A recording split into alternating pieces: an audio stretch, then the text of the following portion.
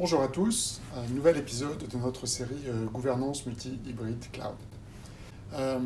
Les contraintes métiers, qui est le quatrième, les contraintes métiers, elles vont avoir une influence sur les choix de cloud et d'infrastructure, mais pas forcément extrêmement structurants.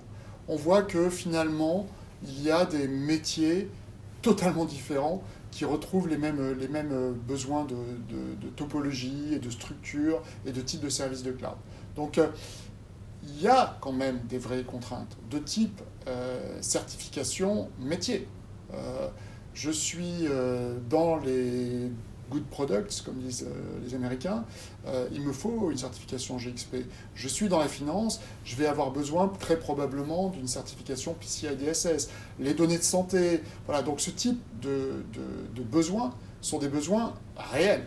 Et ils vont influencer aussi les choix qu'on va faire sur le type de cloud et la localisation des données.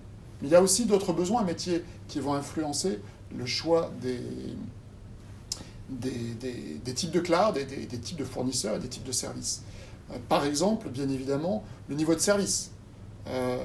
Selon les métiers, selon les usages au sein de l'entreprise et les types d'usages de type modalité, ce qu'on appelle modalité 1 et 2, ou de type legacy, move to cloud, au travers du DevOps pour la mise en production continue, en B2C par exemple, on a effectivement des besoins qui sont métiers extrêmement différents. Je pense que c'est vraiment important de prendre la peine de se mettre autour de la table avec ces métiers et de dire, voilà, ça, j'ai besoin de tel SLA. Ça, j'ai telle contrainte de sécurité. Et évidemment, on en a parlé déjà la dernière fois, classification des données.